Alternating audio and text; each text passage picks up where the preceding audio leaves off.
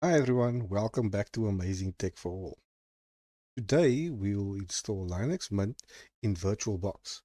Perfect for testing Linux without affecting your main OS. Let's get started. So firstly, we need to meet certain criteria. So the prerequisites for doing this is to have VirtualBox installed on your computer. Then you must download the latest version of Linux Mint, which we already have. But on the downloads page of Linux Mint, you can find the Cinnamon edition, you can find the XFCE edition, and the Mate edition. Today we will do the Cinnamon edition installation. So first, we'll need to click on the New button in VirtualBox.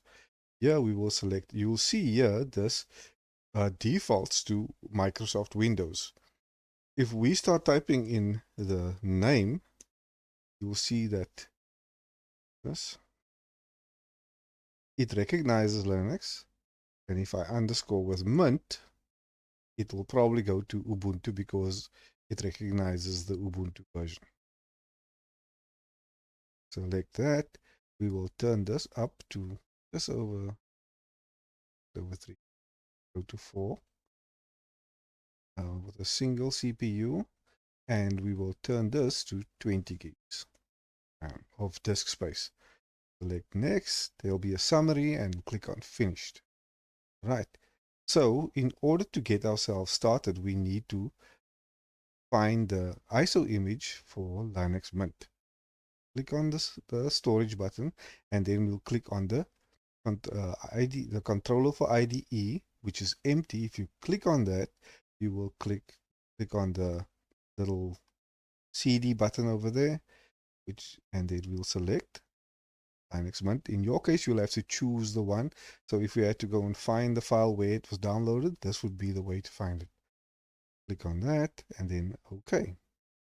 So now let's click on the Start button. This will start the virtual machine.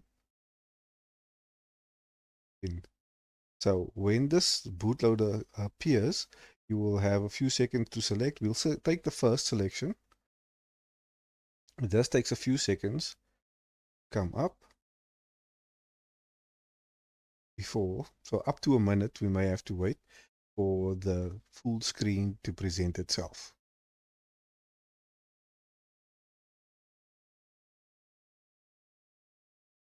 As you can see, all the various items are listing. Graphical interface is about to start, so we'll see how that goes.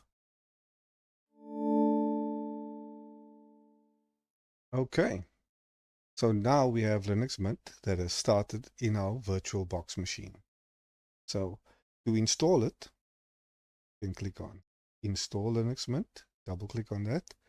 It will then start the installer, which is a wizard that you'll have to go through.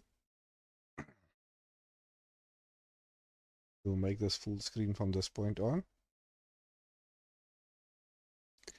So depending on the resources that you've assigned to it will determine how fast this process occurs.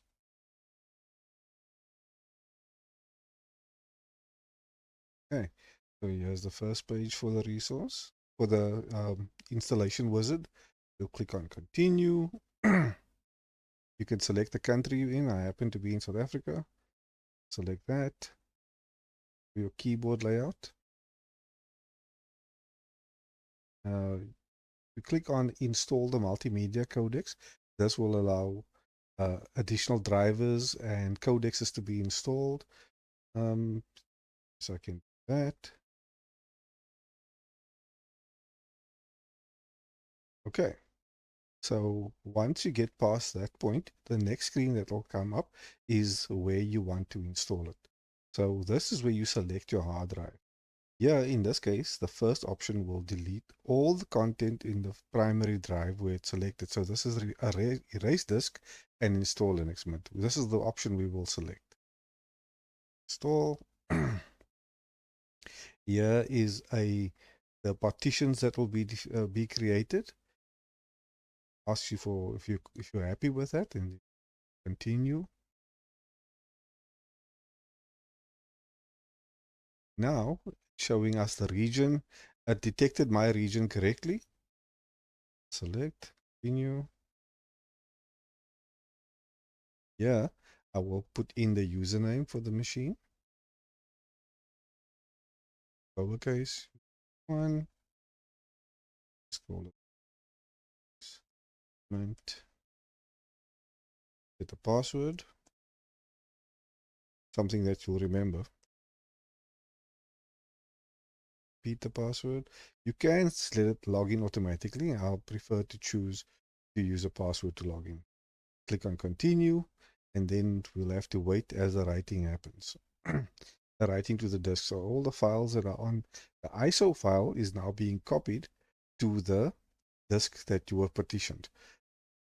You can take a look at the process by selecting on the copying files little down pointing arrow, and this will give you sort of a progress on how it's going. This can take up to 10 minutes. So in this case, I will pause the video and come back to when when it has completed its process. During the installation process, you will find that there's a slideshow also being presented with some of the features that comes pre-installed with Linux Mint. In this case, you will see the manage your photos using Pix, Drawing, GIMP, or Inkscape. Click on the next little slide. It will tell you about Stay Connected and how you can install things like WhatsApp, Slack, the Discord, and Signal. It looks like the installation process is now coming to an end.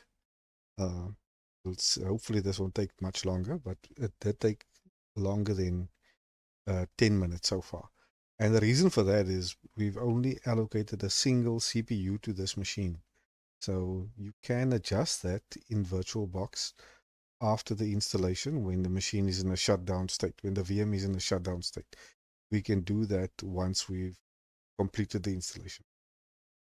As the installation continues, you may notice that despite the fact that I've maximized the screen, the display of the Linux Mint in this VM is only showing in a fraction of the screen, sort of a block inside the screen.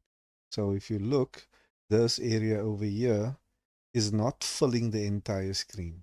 This will be rectified once the installation is complete and we restarted it. I will go through the process of showing you how to do. At last. So it is now complete. We'll do a restart. See how that goes. Okay, it should ask to remove the ISO file or the installation media. Just click on enter. That should do the job. And there we go. The installation is now complete and it's booting up with its new Linux Mint. There we go. So as you can see, it is still just a block inside the screen. It doesn't fill the entire screen yet. Okay, it's showing my username and asking me this is the login screen. Click on my name. I'll type in the password.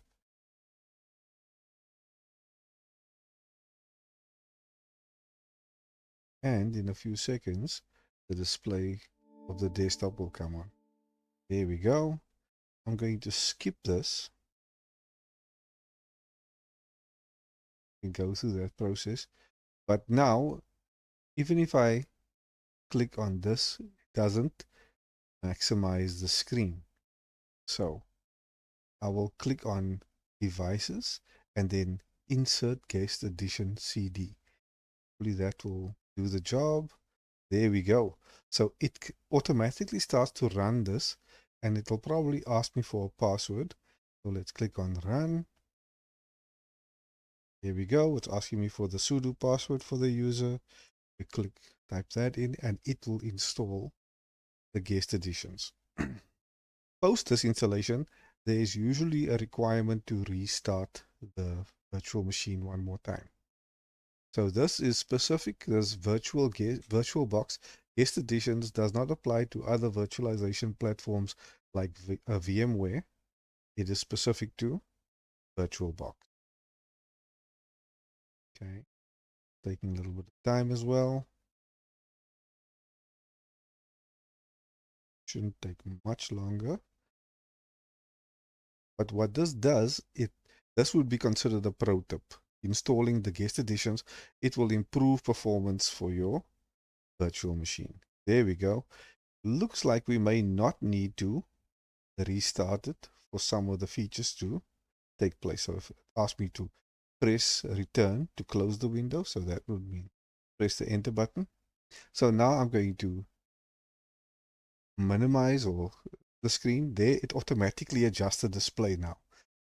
If I maximize it, it now automatically fixes the display.